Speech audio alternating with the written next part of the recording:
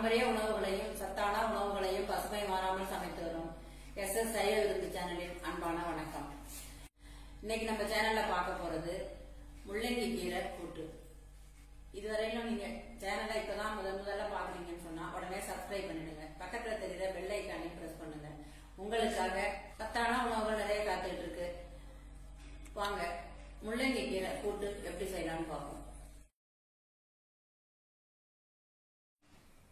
இதெல்லாம் முளைக்கீரை கூட்டு, வெந்தய கூட்டு, மற்றபடி எல்லா கீரை வகைகளோட கூட்டும் பார்த்துருப்பீங்க.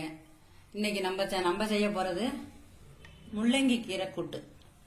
முள்ளங்கி கீரை கூட்டு செய்யறதுக்கு தேவையான பொருட்கள்: முள்ளங்கி கீரையில முள்ளங்கியை எடுத்துக்கிட்டு கீரையை நல்லா சுத்தமாக நரம்பு எடுத்துட்டு ஆஞ்சி சின்ன சின்னதாக அரிஞ்சிட்டு கழுவி சுத்தம் பண்ணி எடுத்து வச்சிருக்கேன். ஒரு 2 ஸ்பூன் பயத்தம்பருப்பு வச்சிருக்கேன். அரை மூடி தேங்காய் துருவினது, தேவையான அளவு உப்பு எடுத்துக்கணும். வெள்ளை உளுத்தம்பருப்பு தாளிக்கிறதுக்கு, கடுகு அரை ஸ்பூன் தாளிக்க எடுத்துக்கணும். அரை ஸ்பூன் மிளகாய்த்தூள், 1/4 டீஸ்பூன் மஞ்சள் பொடி, ஒரு ஸ்பூனா சின்ன ஸ்பூனால 1 ஸ்பூன் அரிசி மாவு, தாளிக்கிறதுக்கு எண்ணெய் ஒரு அரை டீஸ்பூன்.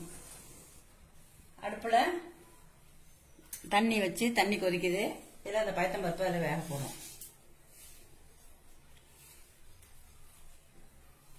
பயத்தம்பருப்பு சிறிது நேரம் வேகணும். நல்லா பருப்புல சொட்டு எண்ணெய் ஊற்றிட்டோம்னாக்கா பருப்பு கொஞ்சம் நல்லா மலர்ந்து வேகும்.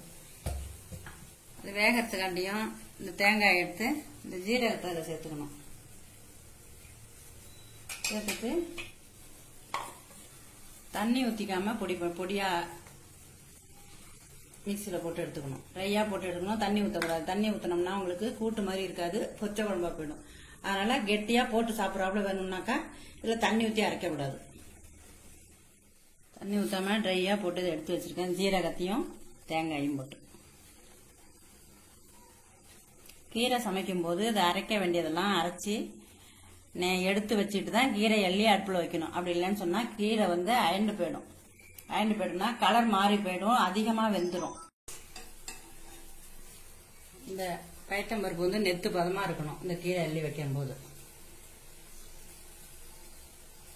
இன்னும் கொஞ்சம் வேகணும். பயத்தம்பருப்பு வெந்தது போதும்.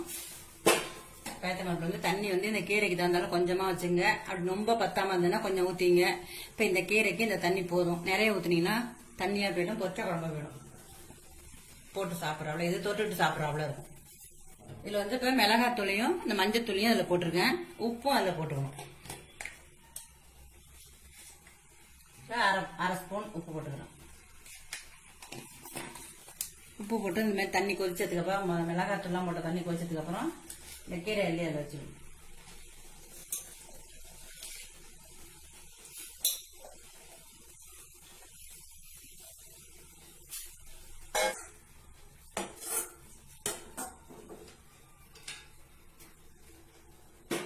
வச்சுட்டு அடுப்பை கஷ்டத்தினாடி அடுப்பை சிம்மில் வச்சு கீரையை மூடி வச்சிடும்.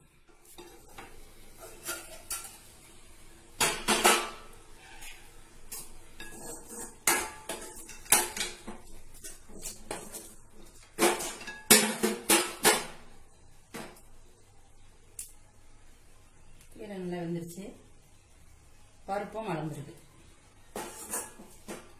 இதில் இந்த அரிசி மாவு கொஞ்சோண்டு வச்சதை கொஞ்சமாக தண்ணி விட்டு இதில் அப்படியே ஊற்றிக்கணும்.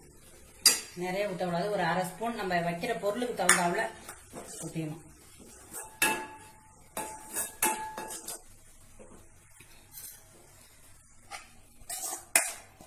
இந்த தேங்காயும் ஜீரகமும், தேங்காய் ஜீரகம் ரெண்டும் போட்டதை இதில் போட்டணும்.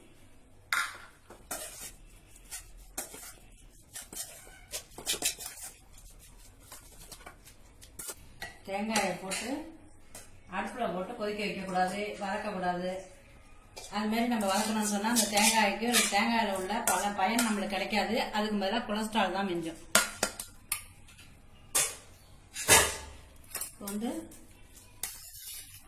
கூட்டு இலக்கி சாப்பிட்றதுக்கு பக்குவமா இருக்கு. இப்போ இதை தாளிக்கணும். இப்போ தண்ணி கொஞ்சம் கூட வச்சிட்டோம்னு சொன்னாக்கா பொச்சை குழம்பு மாதிரி தண்ணியா போயிடும், இலையில வச்சா ஓடும். பொச்சை குழம்பு வச்சோம்னு சொன்னா தண்ணியா இந்த கூட்டு மாதிரி இல்லாம தண்ணியா பொச்சை குழம்பு மாதிரி வச்சோம்னா வெங்காய வடம் தாளிக்கணும். இது மீல்ஸுக்கு தொட்டுக்கிறாப்புல கூட்டா வச்சிருக்கிறதுனால இதுக்கு கடுகு உளுத்தம் பருப்பு தான் தாளிக்கணும். எண்ணெய் காஞ்சிருச்சு, 1/4 டீஸ்பூன் கடுகு போட்டுக்கிறேன். உளுத்தம் பருப்பு கொஞ்சம் ஒரு 1/4 டீஸ்பூன் போட்டுக்கிறோம்.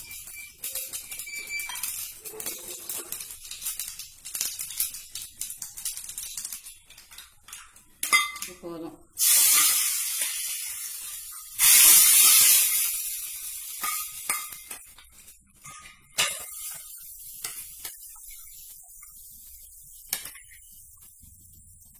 பசுமை மாறா முள்ளங்கி கீரை கூட்டு ரெடி ஆயிடுச்சு. இந்த பசுமை மாறா கூட்டு உங்களுக்கு பிடிச்சிருந்ததுன்னு சொன்னா நீங்களும் இது மாதிரி வீட்டில் செஞ்சு சாப்பிட்டு பார்த்துட்டு கமெண்ட்ல சொல்லுங்க. இந்த வீடியோ உங்களுக்கு பிடிச்சிருந்ததுன்னு சொன்னா லைக் பண்ணுங்க, ஃப்ரெண்ட்ஸுங்களுக்கு ஷேர் பண்ணுங்க. இதுவரையிலும் நம்ம சேனலை சப்ஸ்கிரைப் பண்ணலன்னா உடனே சப்ஸ்கிரைப் பண்ணிடுங்க. பக்கத்துல தெரியுற பெல் ஐக்கானையும் பிரஸ் பண்ணுங்க. அப்பதான் தினந்தோறும் பசுமை மாறா உணவுகளை தவறாம பார்க்க முடியும். நன்றி, வணக்கம்.